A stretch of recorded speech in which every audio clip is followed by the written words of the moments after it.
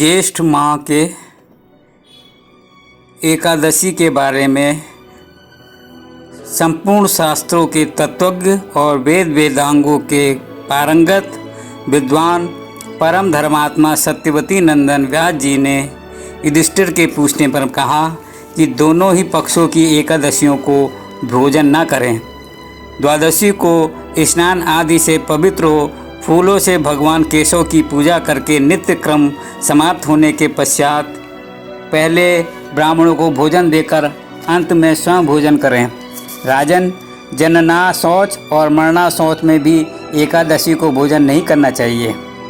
इस बात को सुनकर भीम ने कहा कि परम विद्वान पितामह, मेरी उत्तम बात सुनिए। राजा युधिष्ठिर, माता कुंती, द्रौपदी, अर्जुन, नकुल और सहदेव ये एकादशी को कभी भोजन नहीं करते तथा मुझसे भी हमेशा यही कहते हैं कि भीमसेन, तुम भी एकादशी का भोजन ना करा करो। किंतु मैं इन लोगों से यही कह देता हूँ कि मुझसे भूख नहीं सह जाती है।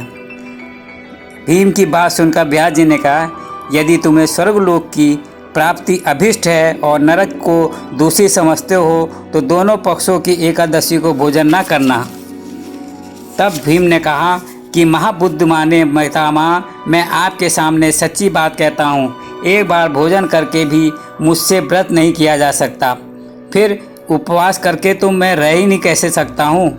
मेरे उदर में वृक नामक अग्नि सदा प्रज्वलित रहती है, अतः जब मैं बहुत अधिक खाता हूँ तभी यह शांत होती है। इसलिए महामुने, मैं वर्ष भर में केवल एक ही उपवास कर सकता हूँ जिससे स्वर्ग की प्राप्ति सुलभ हो तथा जिसके करने से मैं कल्याण का भागी हो सकूं। ऐसा कोई एक व्रत निश्चित करके बताइए, मैं उसका यथोचित रूप से पालन करूंगा। तो व्यास जी ने कहा कि हे भीम, ज्येष्ठ मास में सूर्य वृष राशि पर हो या मिथुन राशि पर शुक्ल पक्ष में जो एकादशी हो उसका यत्न पूर्वक निर्जल व्रत करो। केवल कुल्ला या आचमन करने के लिए मुख में जल डाल सकते हो, उसको छोड़कर और किसी प्रकार का जल विद्वान पुरुष मुख में न डालें, अन्यथा व्रत भंग हो जाता है। एकादशी को सूर्योदय से लेकर दूसरे दिन के सूर्योदय तक का मनुष्य जल का त्याग करे तो यह व्रत पूर्ण होता है। तदंतर द्वादशी को निर्मल प्रभात काल में स्नान करके ब्राह्मणों को विधि पूर्वक जल और सुवर्ण का दान करें। इस प्रकार सब कार्य पूरा करके जितेंद्रिय पुरुष ब्राह्मणों के साथ भोजन करें। वर्ष भर में जितनी एकादशियां होती हैं उन सब का फल निर्जला एकादशी के सेवन से मनुष्य प्राप्त कर लेता है, इसमें तनिक भी संदेह नहीं है। शंख, चक्र और गदा धारण करने वाले भगवान केशव ने मुझसे कहा था कि यदि मानव सबको छोड़कर एकमात्र मेरी शरण में आ जाए और एकादशी को निराहार रहे तो वह सब पापों से छूट जाता है। एकादशी व्रत करने वाले पुरुष के पास विशालकाय, विकराल आकृति और काले रंग वाले दंड पाशधारी भयंकर यमदूत नहीं आते। अंतकाल में पीताम्बरधारी सौम्य स्वभाव वाले, हाथ में सुदर्शन धारण करने वाले और मन के समान वेगशाली विष्णुदूत आकर इस वैष्णव पुरुष को भगवान विष्णु के धाम में ले जाते हैं। अतः निर्जला एकादशी को पूर्ण यत्न करके उपवास करना चाहिए। तुम भी सब पापों की शांति के लिए यत्न के साथ उपवास और श्री हरि का पूजन करो। स्त्री हो या पुरुष, यदि उसने मेरु पर्वत के बराबर भी महान पाप किया हो तो वह सब एकादशी के प्रभाव से भस्म हो जाता है।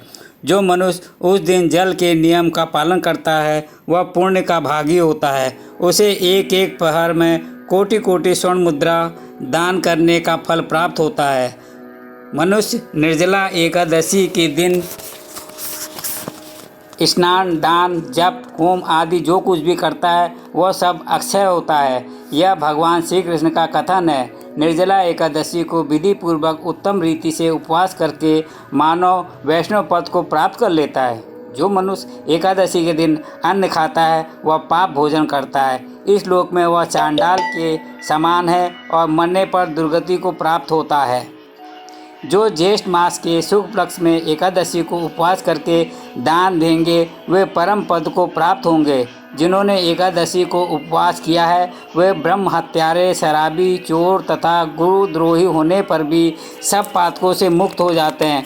कुंती नंदन, निर्जला एकादशी के दिन श्रद्धालु स्त्री पुरुषों के लिए जो विशेष दान और कर्तव्य विहित है उसे सुनो। उस दिन जल में शयन करने वाले भगवान विष्णु का पूजन और जलमयी धेनु का दान करना चाहिए, अथवा प्रत्यक्ष धेनु या घृतमयी धेनु का दान उचित है। पर्याप्त दक्षिणा और भांति भांति के मिष्ठानों द्वारा यत्नपूर्वक ब्राह्मणों को संतुष्ट करना चाहिए। ऐसा करने से ब्राह्मण अवश्य संतुष्ट होते हैं और उनके संतुष्ट होने पर श्री हरि मोक्ष प्रदान करते हैं। जिन्होंने सम, दाम और दान में प्रवृत्त हो श्री हरि की पूजा और रात्रि में जागरण करते हुए इस निर्जला एकादशी का व्रत किया है, उन्होंने अपने साथ ही बीती हुई 100 पीढ़ियों को और आने वाली 100 पीढ़ियों को भगवान वासुदेव के परम धाम में पहुंचा दिया है। निर्जला एकादशी के दिन अन्न, वस्त्र, गौ, जल, शैया, सुंदर आसन, कमंडलू तथा छाता दान करना चाहिए। जो श्रेष्ठ एवं सुपात्र ब्राह्मणों को जूता दान करना चाहिए। वह सोने के विमान पर बैठकर स्वर्गलोक में प्रतिष्ठित होता है। यह सुनकर भी भीम सिंह ने एकादशी का व्रत प्रारंभ कर दिया।